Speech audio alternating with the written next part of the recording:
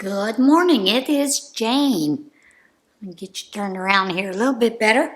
I am working on that Tunisian shawl. Right now I'm adding a couple of rows of just Tunisian simple stitch.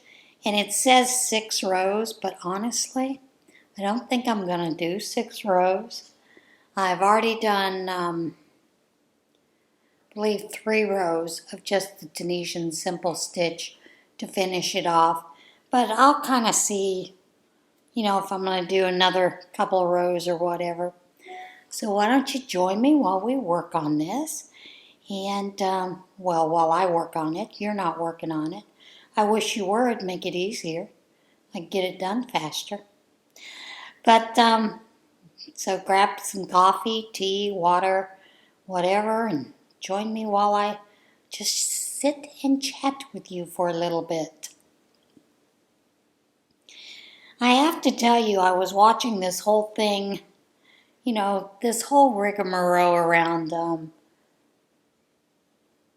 Buff Daddy,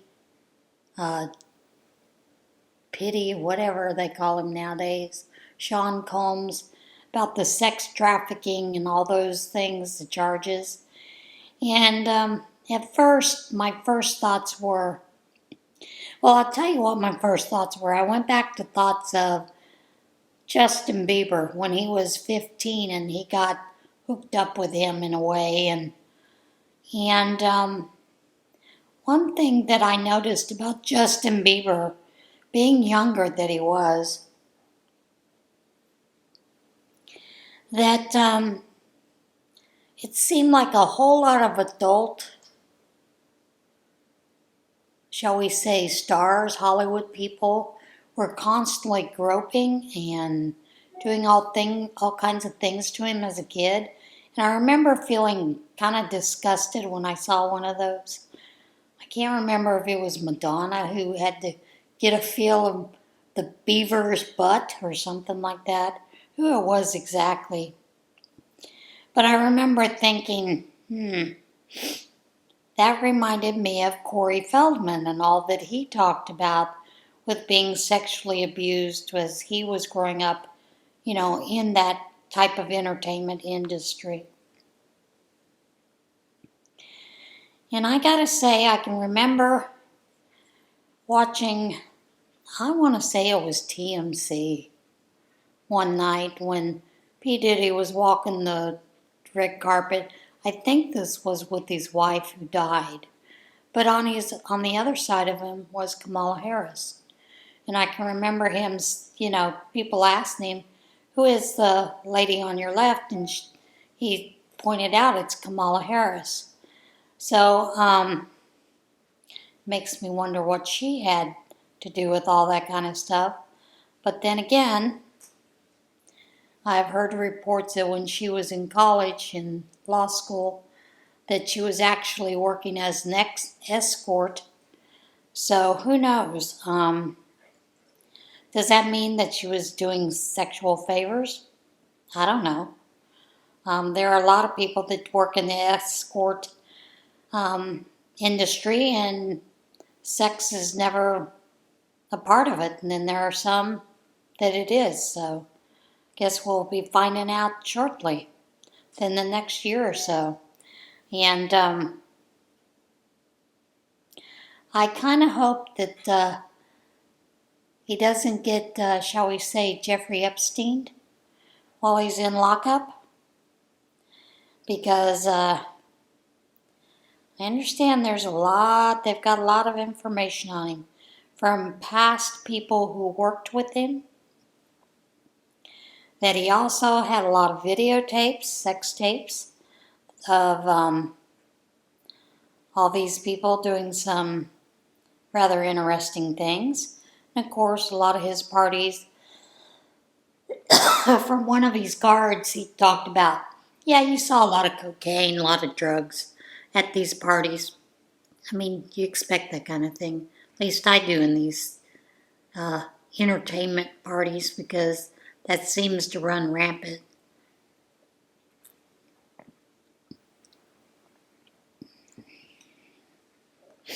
And I know I've heard some of that stories years before, they actually arrested Mr. Gomes on the sex trafficking and was it sex trafficking, money laundering? A couple of other, counts of things that you go, huh? But,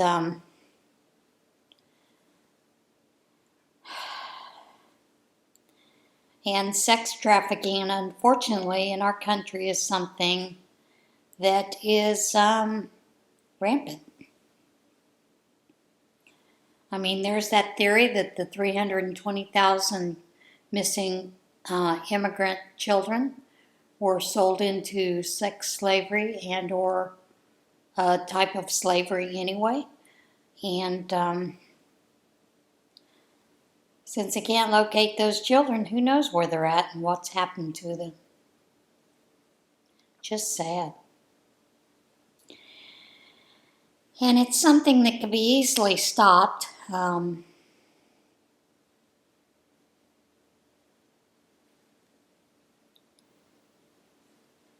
There was a movie that was put out by a gentleman who actually has worked tirelessly to save children from sex trafficking.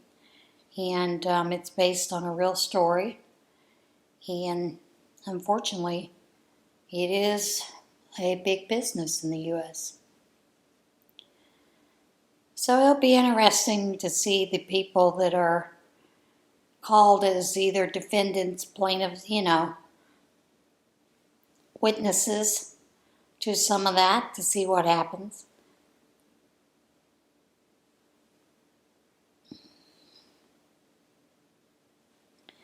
But it just took me back because I can remember seeing that so vividly of Justin Bieber being groped by adult entertainment stars. And my mind went to Corey Feldman and all that he had discussed about what happened to him as a child star in the entertainment world. And I thought, I can imagine that's part of where Justin Bieber's problems with drugs and alcohol came in. And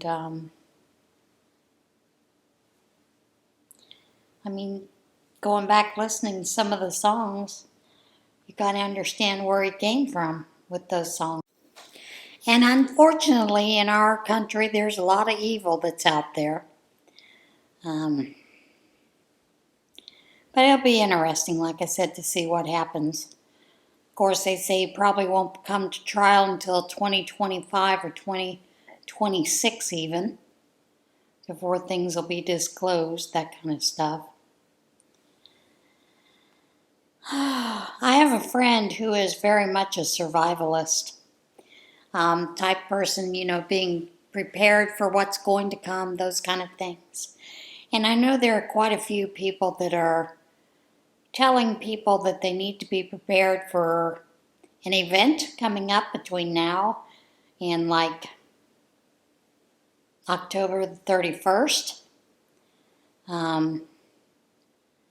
Some of them believe that with the amount of people that we have been letting in, that there is going to be a huge attack on us, kind of like October the 7th was for Israel, with a lot of killings, bloodbath, those kind of things. And of course, they use the thing that the military has been gearing up to move equipment, those kind of things. And then, and they use the thing with there's a woman that lives off of a military base, and whenever she sees a lot of military movement, those kind of things with equipment and stuff, usually what follows is either an attack somewhere in the world that happens pretty quickly and escalates, and then the U.S. gets involved in it.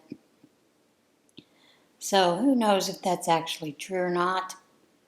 I guess we'll find out soon enough, won't we?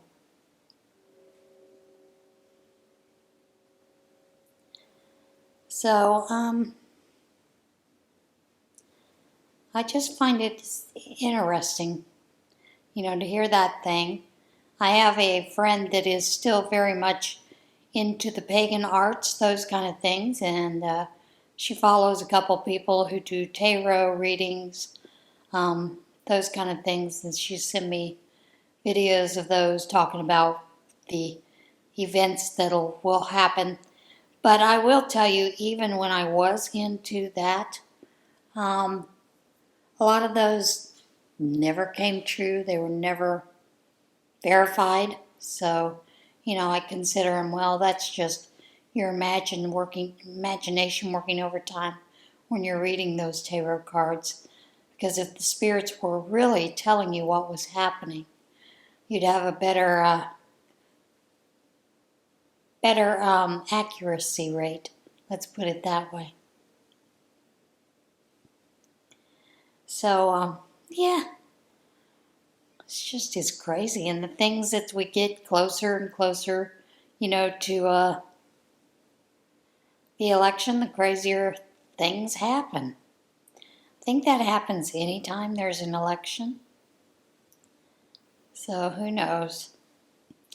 And I was watching CNN one afternoon, and it was after the debate with Donald Trump, where Kamala had said she was a gun owner.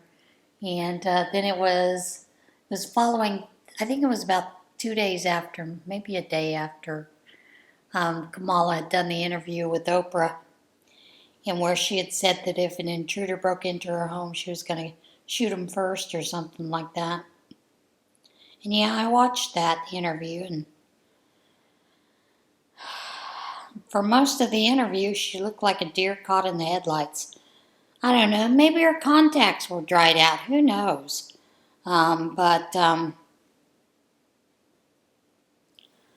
couple of people asked her about her, economic plan to reduce prices and to bring things down. And again, she went to I grew up in a middle-class family. She didn't grow up in a middle-class family. But, maybe she thought she did. But the interview I thought was horrible. And even at one point, Oprah Winfrey was looking at her like, huh? But she never answered the question. She just talked about an opportunity economy. What the heck is an opportunity economy? Does anybody know? But anyway, listening to that CNN that day, because yeah, I do listen to the news, and I switch them around. Usually have left or right. Usually not anybody in the middle who just reports the facts. They all got to put their spin on it. But on this CNN, they were talking to one of her staffers, what she meant about that, shooting first and that kind of things. And basically the staffer said she doesn't own a firearm.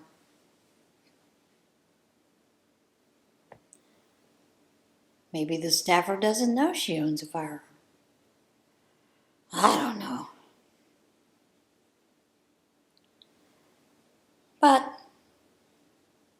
and then we keep hearing that they're going to talk about the mpox again. And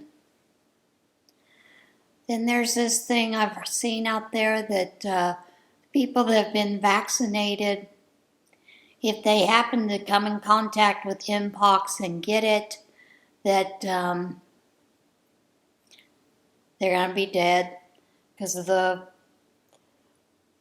gene mutation that they put in the vaccine. And I don't know. And that's something I've really been thinking about, whether I want to do a booster or not. To get vaccinated, mostly because during that time was when Thomas was going through his chemotherapy, and the cancer doctors felt it would be a good idea for that.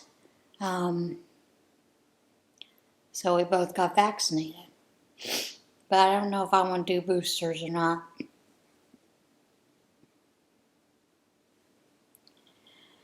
think I'm at the point where I'm like, I'm just going to take my chances. Whatever happens, happens. I haven't had COVID yet, knock on wood. And so I don't know. And there are times that I think they diagnose a lot of people with COVID that is not truly the COVID virus or the current one that's going around. I do have a friend that is in the hospital, supposedly with COVID pneumonia. However, they're not treating her for COVID. They're treating her more for pneumonia. And you would think that they would treat her for both if that were the case. So, I don't know. And then my first thoughts were, where did she get COVID from? Because nobody in the building where she lives has COVID. Her family didn't have COVID, but she did have a hospital stay recently. So most likely she got COVID from the hospital.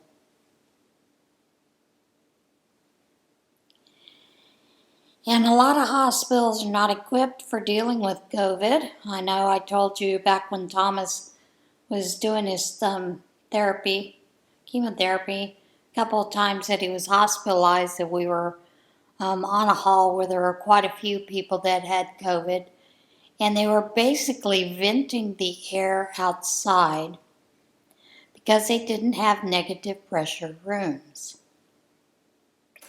And I always thought, is that safe to do, to vent that air that's in that room outside? Why are you not,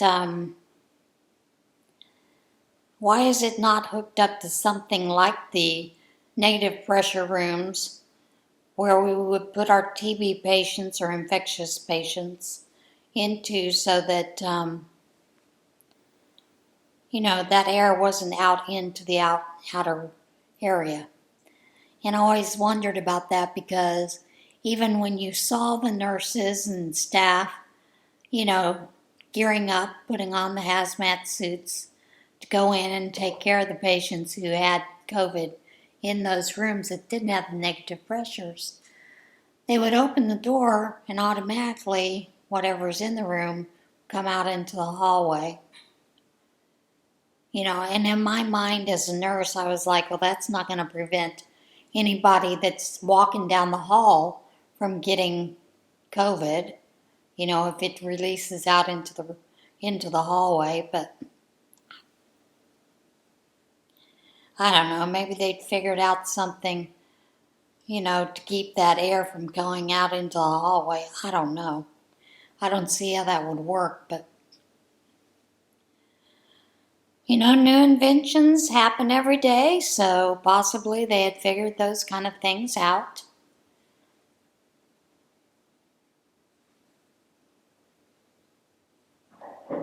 And yeah, I said the COVID word, and I'm sure YouTube will ding this video for that, but it's reality of life nowadays, folks. I don't know why they should ding it out.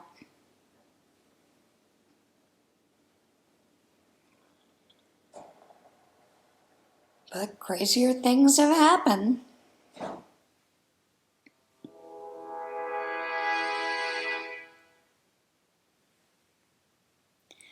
And some of the things, our church has decided that they're doing a women's and men's Bible. Well, it's kind of what they did previous 8 weeks. For 8 weeks for the women, we'd meet together. There would be a small devotional, and then we would spend time talking with one another and supposedly praying for one another. There wasn't a whole lot of praying going on, but there was a whole lot of talking about what was going on in your life thing. Well, they're doing that right now for the next, we've already started the 8-week process. We're now have 6 weeks left into it. But for the women, we are doing a Bible study on Love Thy Body by Nancy Piercy. And I don't know if you've read the book or not, but man, it tackles pretty heavy subjects. But it's kind of interesting the way that she puts things. So we're doing that for the next 6 weeks. And it was one of those that we're reading a chapter each week in between. Then we come back and talk about it and, learn about what the process was and what's behind it and that kind of thing. But I got to tell you, reading that first week, I was like, my goodness. Just in the way that she was explaining how personhood works with the whole thing around abortion and the homosexuality, transgenderism, that kind of thing. But it was like mind-blowing, some of the things that you could see that was coming up. And it basically stemmed from a lot of isms.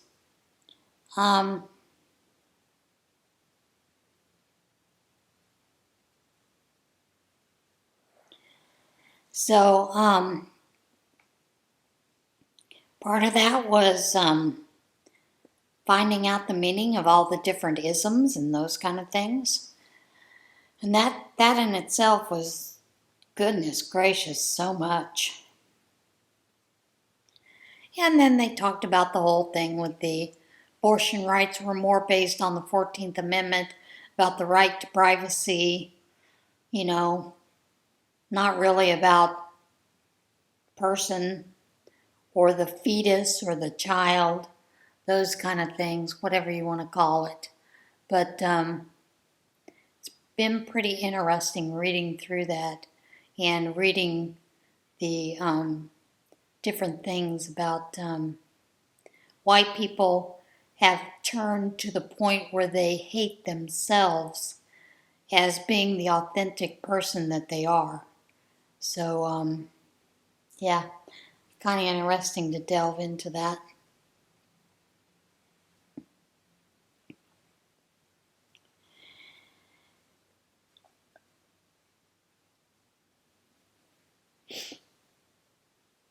Yep, I think this is going to be the last row for this shawl for me. And then I will start doing what she had suggested doing a single crochet around the edges. I'm not sure that I will do a single crochet.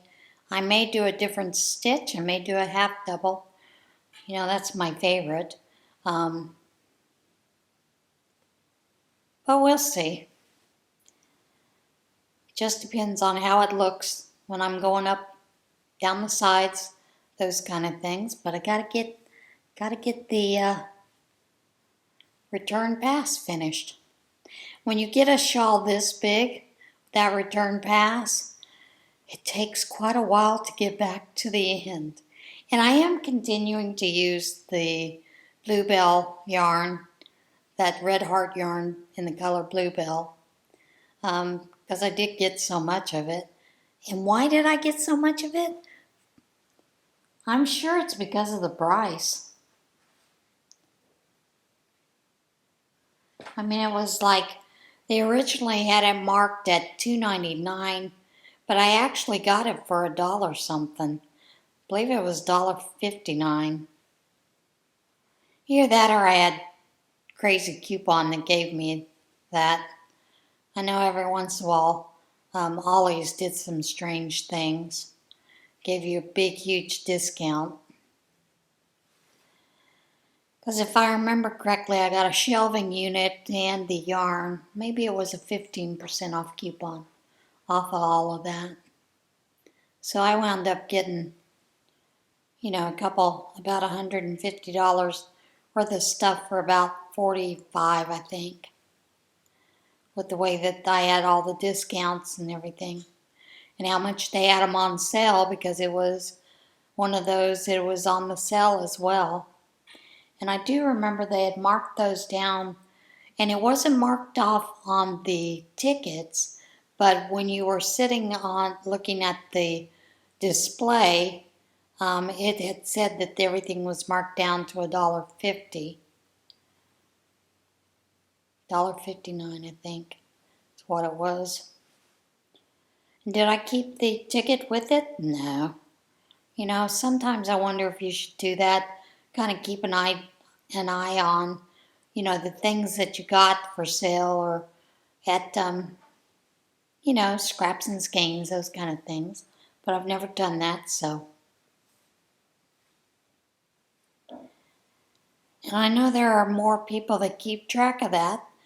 And I always found it a little crazy to do that. I'm not that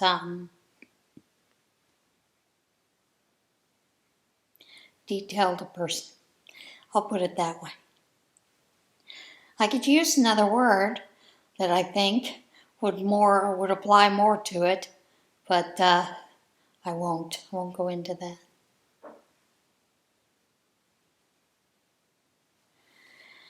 But yeah, it's been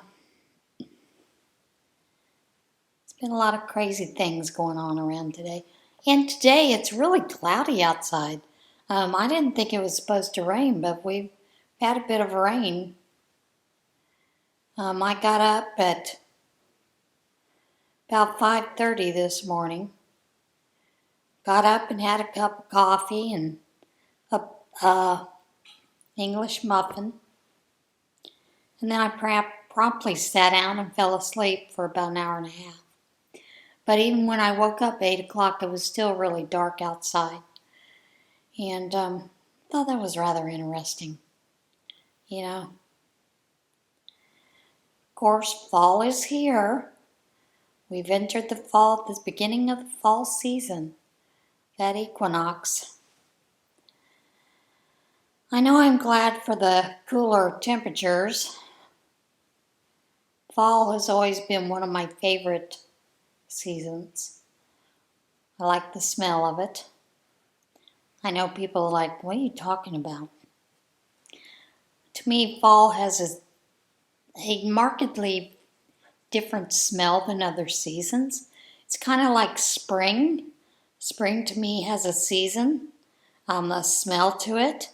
Summer has its own smell, but summer, you know, fall, you have that combination of a lot of people having fires or fire pits around their house, having them lit a lot during the fall as well as during the summer, but it gives off a different smell because of the leaves that are falling, that kind of almost muskiness, but at the same time it's got a little bit of a clear, crisp smell to it. And spring definitely has its own smells because you have everything blooming, so you're getting those smells into the air. Winter has its own unique smell because it is almost a cleansing smell to me. I know, isn't that kind of funny? How you associate smells with different things. But I always felt like winter was like a cleansing, like a clearing of the palate in a sense. Yeah, I know I'm nuts. Don't worry about it. Half the battle is knowing that I'm nuts, right?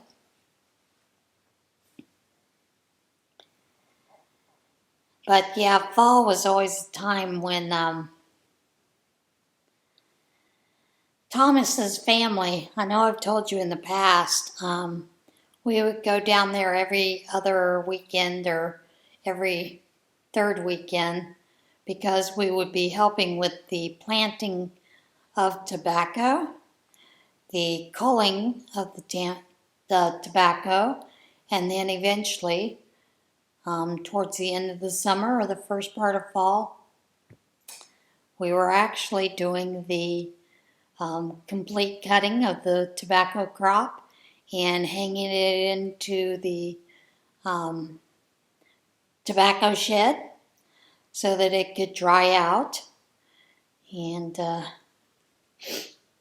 course, by the time fall got here, fall in full foliage, we were done with all that. We could just sit back and relax and enjoy each other's company. Although with Thomas's mother, there was always some kind of yard work to do. So we would help her out in her yard, do those kind of things. And then my brother-in-law, he also raised cattle. So Thomas and I, because he liked the way that we worked together, because we could, in half a day, usually about 2 or 3 hours, get a new pasture lined up for him with stakes put into the ground and the wires put across it. Because we worked in a team, Thomas would put place the poles where we were going to put them. I would use the post digger, which really, if you know what it is, you just place it over the post and just hammer it down. And most of the time I could get them in easily. A couple of times I couldn't. So he would have to come in and help me with that. We'd get that done, and then I would take the spool of wire, and I would walk in front of Thomas, and he would hook it in, wrap it in the way that he was going to wrap it in to keep the cattle in that area. And brother-in-law just liked, because the way that we worked well as a team to get it done. And we were pretty quick at it, and then by the time we got through, we'd come back to his house and have lunch, and then we'd sit outside under the carport and just sit and talk, and I'd knit, crochet, that kind of thing. And then generally he called it barbecue, cook hamburgers out on the grill. Lots of times his son, my nephew JD, is one of those that he got into this thing with cooking, and he is a gourmet cook. He would learn how to cook something, and then he would make these fantastic dishes. And sometimes he would be cooking dinner for us, so that by the time we got into the house, there was something wonderful to eat. We didn't always eat inside during summer and fall months, because it's pretty nice temperature in North Carolina where they were at, so many times we ate outside. Now when Thomas's mother would come, she would insist that we go into the house to eat. If we cooked hamburgers out on the grill, we had to go in to eat into the house. And that was because she liked the idea of sitting around a table together. And my brother-in-law didn't have a picnic table out there at the time. What he had basically was just a lot of Adirondack chairs, rockers, those kind of things for us to sit outside on. So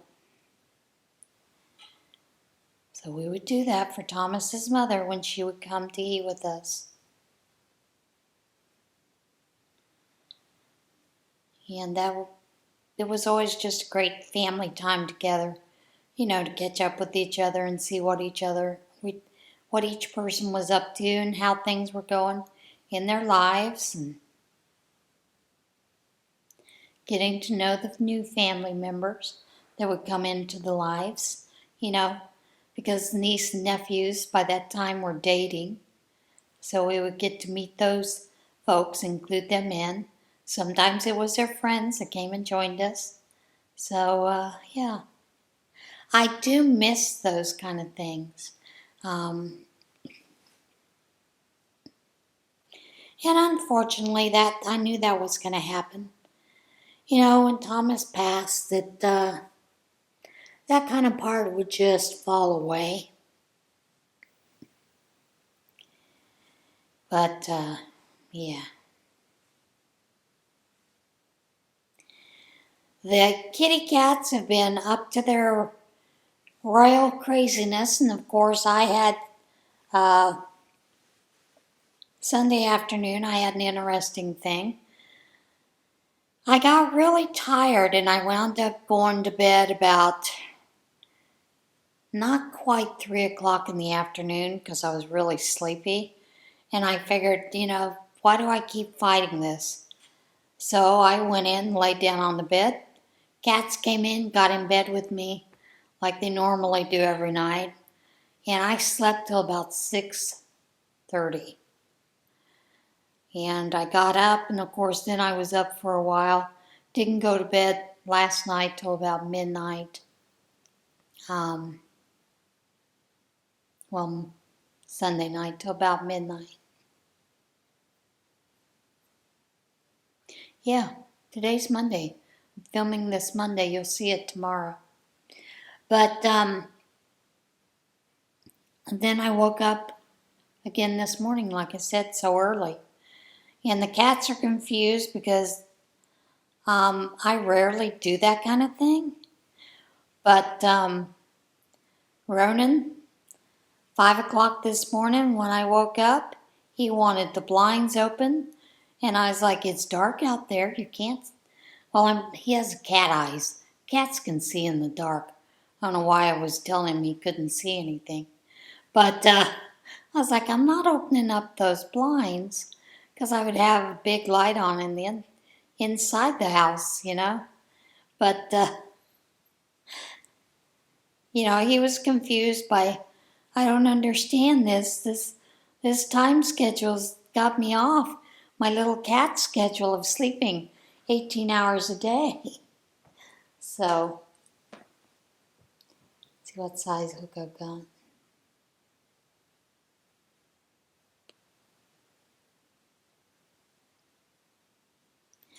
Thought it was okay.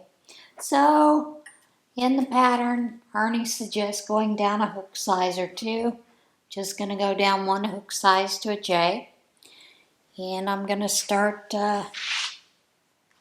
doing just the regular crochet along the edges to bring that a little more into line. Straighten it out a little bit. So, yeah, I think the single crochet will be fine. That's what I'm going to do all the way around. And then this shawl will be finished. Camera shut off. I don't know where it shut off. But this thing will be finished. And now I have to decide what my next Tunisian project is. I am planning to do something Tunisian. Maybe I'll work on one of my old patterns that I'd made a long time ago. It was a pattern I had written, and it was just a fusion of Tunisian crochet and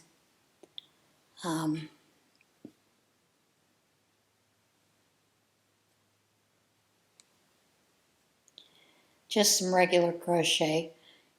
And it had a lacy bottom, so I called it Frilly Fusion. So I'm thinking maybe of revamping that and changing it up a little bit. I did do something that was a little different in it, and I think I want to change it a little bit compared to what it was. Of course, that is curling. Hopefully, I can get it to stop curling when I block it out. And the way that I block things out when I just do use acrylic is usually just wash it and let it hang dry. Generally that works the best. Not always, but sometimes it does. Because other than that, I'll probably have to do a little bit of steaming along the edge. And I kind of hope I don't have to do that. That is really curling bad. I don't like that.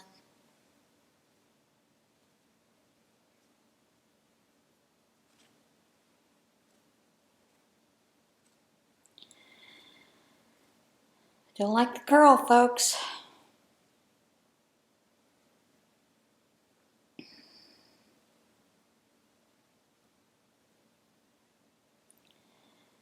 She did say to use a little bit of she called the pearl on this, so I will actually do the Tunisian pearl, finish it off with a single crochet. Yep, that's going to work much better. It's going to curl, but it's not going to curl as bad as it did. And if you can't see what I'm doing is that Tunisian pearl stitch throughout the next stitch, then yarning over and pulling through both loops to finish that off. And I think that's going to work pretty well. It's going to keep it from curling as much as it was before. So sometimes you just got to do what you got to do with Tunisian. And of course, if you're using some natural fibers, you can actually block it out a little bit better than you can acrylic. Acrylic will block out, but generally once it's washed, it's right back to its former shape. Of course, I do find sometimes after blocking natural fibers, they've got to be reblocked every time you wash them too. And a lot of that depends on the actual fiber. So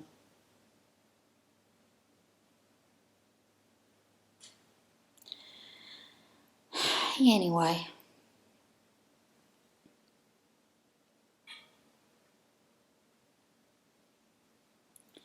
it's kind of what I'm doing here on this last row around. The sides, the top part, I'm not sure what I'm going to do with that, because I look at it and I don't see that big, I don't see a lot of dips and waves, mainly because I continue to do my increases the same way every row. So I think that kind of kept those from being really evident. So I think it's going to work out just fine. So what are you guys working on today? Do you have any Halloween items on your hooks or needles?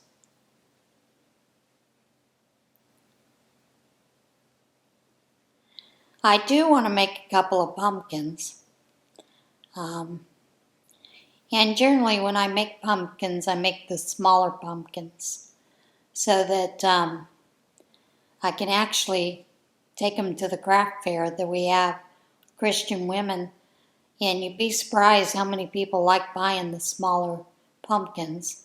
And I generally do them in, the orange color, and then I do them in a light green, and sometimes a couple of off-whites and some dark maroon ones. I've only done one or two in teal before, because I know it seems like teal is always a big color for pumpkins. But a lot of people like them to put them on their table, for Thanksgiving dinner, those kind of things, or just as a decoration in the house. Of course, they're easy to store, small, cheap, those kind of things. So I think I'm going to make a couple of those for this fair as well.